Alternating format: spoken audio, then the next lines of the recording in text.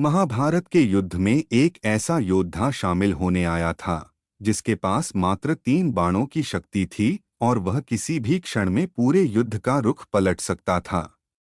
यह योद्धा था बर्बरीक, घटोत्कच का पुत्र और पांडवों का पौत्र। कृष्ण ने यह जानते हुए भी कि वह धर्म की स्थापना के लिए आया है, बर्बरीक से उनके शीश का दान क्यों मांगा? क्या था इसके पीछे का सबसे बड़ा रहस्य? और क्यों बर्बरीक को आज खाटू श्याम के नाम से पूजा जाता है? इस वीडियो में जानिए उस अद्भुत बलिदान की कहानी जिसने धर्म और न्याय की नींव रखी और जिसने कृष्ण के सर्वोच्च नीतिज्ञ स्वरूप को सिद्ध किया। यह कहानी सिर्फ बलिदान की नहीं, बल्कि नीति, धर्म और निस्वार्थ प्रेम की है। महाभारत का महायुद्ध शुरू होने वाला था। धर्मक्षेत्र कुरुक्षेत्र लाखों योद्धाओं के जयघोष से गूंज रहा था, लेकिन एक योद्धा ऐसा था जो शांत कदमों से रणभूमि की ओर बढ़ रहा था।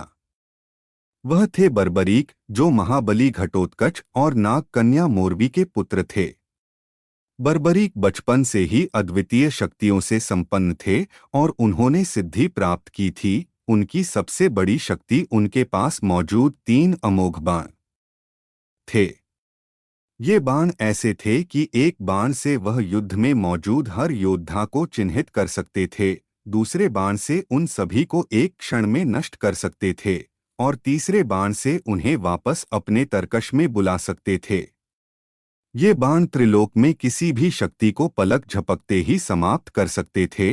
जब वे युद्ध में शामिल होने चले तो उनकी माता ने उनसे उनकी प्रतिज्ञा पूछी। बर्बरीक ने गर्व से कहा, माँ, मेरी प्रतिज्ञा है कि मैं युद्ध में हमेशा हारने वाली पक्ष का साथ दूंगा। इस प्रतिज्ञा के पीछे बर्बरीक का महान हृदय था। वे किसी भी पक्ष को पूरी तरह नष्ट नहीं होने देना चाहते थे। वे चाहते थे कि युद्ध में दोनों पक्षों के बीच संतुलन बना रहे। भगवान श्री कृष्ण, जो स्वयं इस युद्ध के सर्वोच्च नीति निर्धारक थे, उन्हें इस बात की पूरी जानकारी थी। वे जानते थे कि बर्बरीक की यह प्रतिज्ञा धर्म की स्थापना के लक्ष्य को खतरे में डाल देगी। कृष्ण का उद्देश्य सिर्फ कौरवों को हराना नहीं था, बल्कि अधर्म को समूल नष्ट करना और धर्म की नींव को मजबूत करना था। इस युद्ध में पांडवों को कष्ट भोगने थे, उन्हें अपनी वीरता साबित करनी थी और कौरवों को उनके पापों का दंड मिलना था। यदि बर्बरीक अपने बाणों का प्रयोग करते तो क्या होता? एक असंतुलित विजय। युद्ध जैसे ही पांडवों को कमजोर करता, बर्बरीक कौरवों का साथ देते और एक ही पल में पांडव सेना को समाप्त कर देते। 2 प्रतिज्ञा का फेर। अब कौरव कमजोर पड़ते तो बर्बरीक अपनी प्रतिज्ञा के अनुसार पांडवों का साथ देने लगते और कौरव सेना को नष्ट कर देते।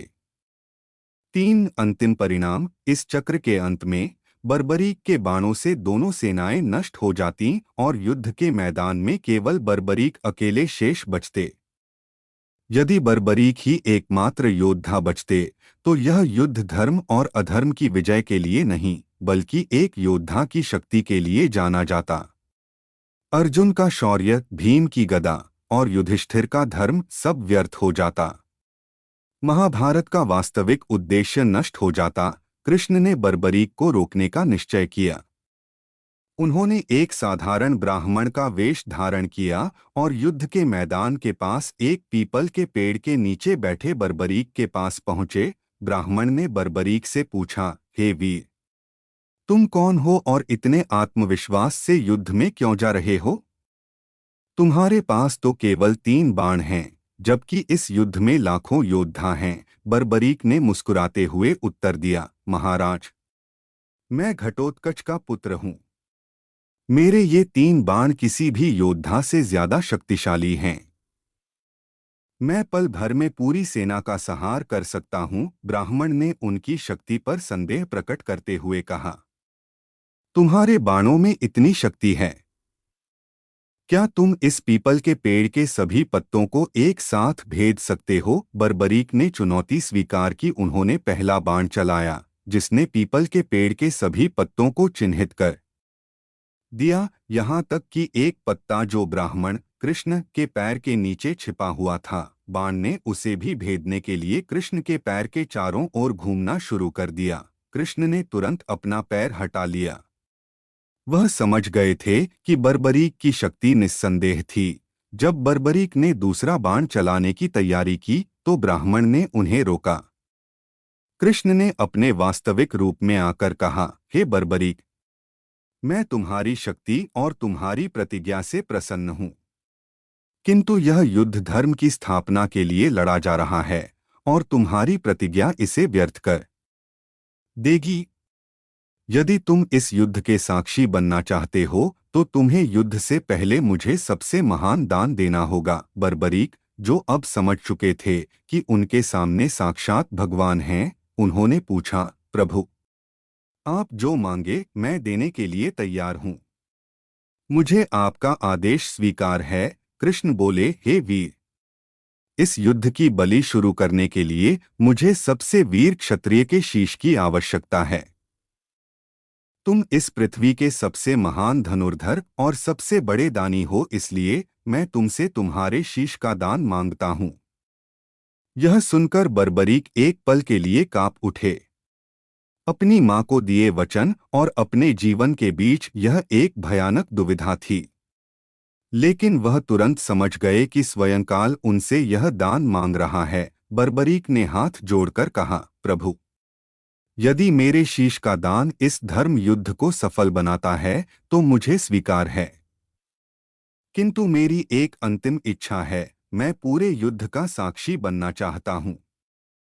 कृष्ण ने बर्बरीक की अंतिम इच्छा पूरी की। बर्बरीक ने अपने शीश का दान दे दिया और कृष्ण ने उस शीश को एक ऊंचे पहाड़ पर रख दिया, जहां से बर्बरीक का शीश पूरे युद्ध को देख सकता था। युद्ध समाप्त होने पर पांडवों में यह विवाद छिड़ गया कि इस विजय का असली श्रेय किसे मिलना चाहिए।